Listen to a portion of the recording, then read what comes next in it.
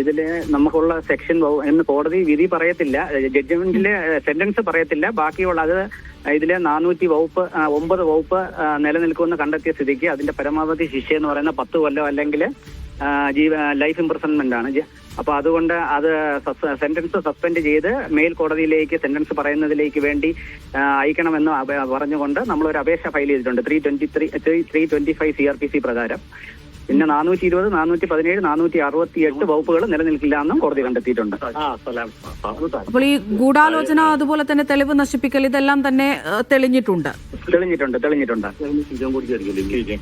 Okay. വളരെയധികം നന്ദി Shri advocate Manmohan പ്രതികരിച്ചതിന്. സിജോ വി ജോൺ തുടരുന്നുണ്ട്. സിജോ, ഇന്നിപ്പോൾ മറ്റെന്തൊക്കെ നിരീക്ഷണങ്ങൾ കോടതിയുടെ ഭാഗത്ത് നിന്ന് ഉണ്ടായിട്ടുണ്ട്? ഈ പറഞ്ഞതുപോലെ ഇനിയിപ്പോൾ ഇദ്ദേഹം ആന്റണി രാജുവിന്റെ തുടർ നീക്കങ്ങൾ എന്തൊക്കെയായിരിക്കുമെന്ന് അറിയേണ്ടതുണ്ടല്ലോ.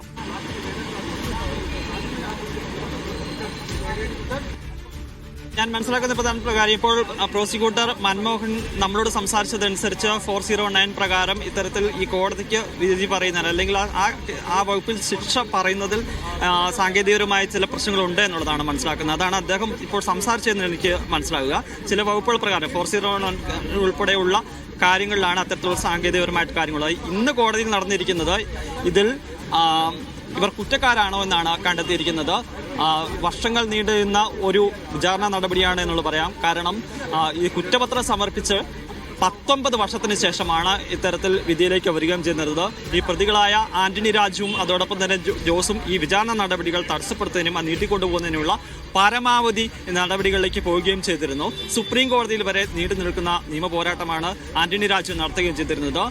താനൊരു MLA ആയതിനാൽ ആ MLA-മാർ കേസ് പരിഗണിക്കുന്ന പ്രത്യേക കോടതിയിലേക്ക് ഈ കേസ് മാറ്റണമെന്ന ഒരു വാദം പോലും സുപ്രീം കോടതിയിൽ അദ്ദേഹം ഉന്നയിക്കുകയും ചെയ്തിരുന്നു. പക്ഷേ ഈ കേസ് നടക്കുന്ന സമയത്ത് ആന്റണി രാജു MLA ആയിരുന്നില്ല എന്ന വാദം ചൂണ്ടിക്കാണിച്ചുകൊണ്ടാണ് എന്ന ഒരു കാര്യം വ്യക്തമാക്കിക്കൊണ്ടാണ് അന്ന് സുപ്രീം കോടതി അദ്ദേഹത്തിന്റെ വാദം തള്ളുകയും ചെയ്തിരുന്നത്.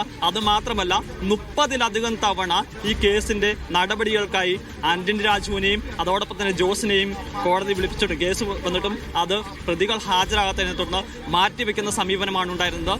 തുടർന്ന് പ്രോസിക്യൂഷൻ സുപ്രീം കോടതിയിൽ ഉൾപ്പെടെ സമീപിച്ചതിനെ തുടർന്നാണ് 1 വർഷത്തിനകം ഈ കേസിന്റെ വിചാരണ നടപടികൾ പൂർത്തിയാക്കണമെന്നാണ് കോടതി നിർദ്ദേശം നൽകുന്നത്. അങ്ങനെയാണ് വളരെ വേഗത്തിൽ തന്നെ ഈ കേസിന്റെ വിചാരണ നടപടികളിലേക്ക് പോവുകയും ചെയ്തിട്ടുള്ളത്. വളരെ വേഗത്തിൽ എന്ന് പറയുമ്പോൾ സുപ്രീം കോടതിയുടെ ഇടപെടൽ വന്നതിന് ശേഷമാണ് അങ്ങനെ വിചാരണ നടപടികളിലേക്ക് പോവുകയും ചെയ്യുന്നത്. ഒരു കേസിൽ ഒരു കുറ്റപത്രം സമർപ്പിച്ചിട്ട് 19 വർഷമാണ് അതിന്റെ നടപടികളിലേക്ക് പോയി എന്നുള്ളതാണ് ഏറ്റവും പ്രധാനപ്പെട്ട കാര്യം. എന്തായാലും ആന്റണി രാജുവിന് വലിയ തിരിച്ചടിയായത് ഞാൻ നേരത്തെ സൂചിപ്പിച്ച ചില കണ്ടെത്തലുകൾ തന്നെയാണ്. ഫോറൻസിക് കണ്ടെത്തലുകളാണ്. അന്ന് ഈ അടിവസ്ത്രം എടുത്തുകൊണ്ട് പോയതിന് ശേഷം അത് വെട്ടി ഷേപ്പ് മാറ്റി എന്നുള്ളതാണ് ഇത് കണ്ടെത്തുകയും ചെയ്തിരുന്നത്. ഈ പ്രതിയെ ആൻഡ്രൂവിനെ രക്ഷപ്പെടാൻ പ്രധാനമായ ഒരു തെളിവായി മാറിയിരുന്നത് അല്ലെങ്കിൽ പ്രതിഭാഗം അന്ന് ഹൈക്കോടതിയിൽ ചൂണ്ടിക്കാണിച്ചിരുന്നത് ഈ ആൻഡ്രൂ ഉപയോഗിച്ചിരുന്ന അടിവസ്ത്രമല്ല എന്നുള്ളതാണ്.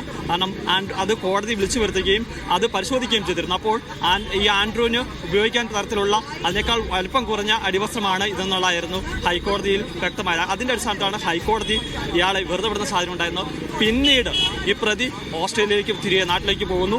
പിന്നീട് അവിടെ വെച്ച് മറ്റൊരു കേസിൽ ശിക്ഷിക്കപ്പെട്ട് കിടക്കുന്ന സമയത്താണ് സഹതടവുകാരനോട് ഇത്തരത്തിൽ കേരളത്തിൽ വെച്ച് ഇങ്ങനെ തെളിവുകൾ കൃത്രിമത്വം വരുത്തി അവിടെ നിന്ന് രക്ഷപ്പെട്ടു പോയ വിവരം പറയുന്നത്. ഈ സഹതടവുകാരനാണ് അന്ന് ഇന്റർപോളിന് വിവരം കൈമാറുന്നത്.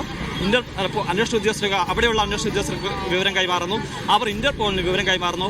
അവിടെ നിന്നാണ് CBIക്ക് ഈ വിവരം ലഭിക്കുന്ന. CBI ആണ് കേരള പോലീസിന് വിവരം കൈമാറുകയും ചെയ്യുന്നത്. അങ്ങനെ CBIയുടെ വിവരത്തിന്റെ അടിസ്ഥാനത്തിൽ അന്നത്തെ അന്വേഷണ ഉദ്യോഗസ്ഥനായിരുന്ന CI ആണ് വീണ്ടും ഹൈക്കോടതിയെ സമീപിക്കുകയും ഈ തെളിവുകളിൽ കൃത്രിമം നടത്തിയെന്ന് പറയുകയും ചെയ്തത്. അങ്ങനെയാണ് ഈ കേസിൽ വീണ്ടും ഹൈക്കോടതി നിർദ്ദേശപ്രകാരം അന്വേഷണത്തിലേക്ക് വരികയും ചെയ്തത്. അതിലേറ്റവും പ്രധാനപ്പെട്ട തെളിവുകളാണ് ഒന്ന്, ഈ അടിവസ്ത്രം ഇയാൾ തന്നെ ആന്റണി രാജു തന്നെ കോടതിയിൽ നിന്ന് കൊണ്ടുപോയി അതിനുശേഷം അതിൽ കൃത്രിമത്വം വരുത്തി എന്നുള്ളത്. അതിന് ആ ഫോറൻസിക് പരിശോധന അന്ന് ഫോറൻസിക് പരിശോധന നടത്തിയ വിഷ്ണു പോറ്റിയുടെ ഒക്കെ കണ്ടെത്തൽ നമ്മൾ ഈ ഘട്ടത്തിൽ എടുത്തു പറയേണ്ടത്. കാരണം വിഷ്ണു പോറ്റിയുടെ കണ്ടെത്തൽ ഈ അടിവസ്ത്രത്തിൻ്റെ കാര്യത്തിൽ ഇങ്ങനെയായിരുന്നു. അതായത് ഇത് ഒരു വശം 2 കാലിൻ്റെയും 2 വശങ്ങളാണ് കട്ട് ചെയ്തിരിക്കുന്നത്. അത് കട്ട് ചെയ്തതിന് ശേഷം അത് വീണ്ടും സ്റ്റിച്ച് ചെയ്യുന്നു.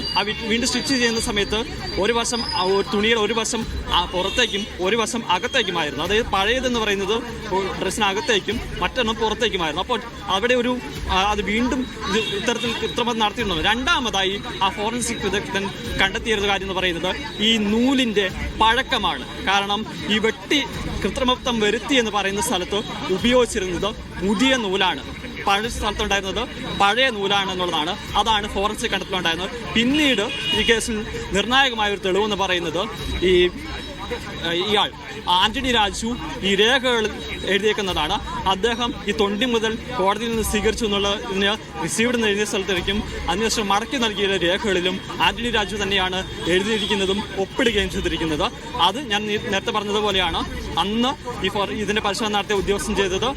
അദ്ദേഹത്തിന്റെ കൈപ്പട പരിശോധിക്കാനുള്ള നടപടികളിലേക്ക് പോയി ഒപ്പിട്ടു. അതിനുശേഷം 5 വർഷങ്ങൾക്ക് മുന്നേ അദ്ദേഹം തയ്യാറാക്കിയ പല രേഖകളും വിളിച്ചു വരുത്തുകയും അതുകൂടി ക്രോസ് ചെക്ക് ചെയ്തുകൊണ്ടാണ് ഇത്തരത്തിലൊരു കൃത്രിമത്വം നടന്നു എന്ന് വ്യക്തമായി പ്രോസിക്യൂഷന് പറയാൻ സാധിച്ചിട്ടുള്ളത്. ഈ 2 പ്രധാനപ്പെട്ട കാര്യങ്ങളാണ് ഇതിൽ വളരെ നിർണായകമായ തെളിവായി മാറുകയും ചെയ്തിട്ടുള്ളത്. എന്തായാലും വർഷങ്ങളോളം ഈ കോടതി നടപടികളുമായി സഹകരിക്കാതെ ഈ പ്രതികൾ മാറി നിൽക്കുന്ന സാഹചര്യം ഉണ്ടായിരുന്നു. 30 തവണ കേസ് വിളിച്ചിട്ടും ഒരിക്കൽ പോലും ഹാജരായില്ല. തുടർന്ന് പ്രോസിക്യൂഷൻ സുപ്രീം കോടതിയിൽ വരെ നടത്തിയ നിയമപോരാട്ടത്തിനൊടുവിലാണ് 1 വർഷത്തിനുള്ളിൽ ഇതിന്റെ വിചാരണ നടപടികൾ പൂർത്തിയാക്കണമെന്ന് ആവശ്യപ്പെടുകയും ചെയ്തത്. അതിന്റെ അടിസ്ഥാനത്തിലാണ് 10 മാസം കൊണ്ട് ഈ കേസിന്റെ വിചാരണ നടപടികൾ പൂർത്തിയാക്കി ആന്റണി രാജുവിനെയും ഈ കേസിൽ 1ാം പ്രതിയായിട്ടുള്ള ജോസിനെയും കുറ്റക്കാരാണെന്ന് കണ്ടെത്തുകയും ചെയ്തിരിക്കുന്നത്.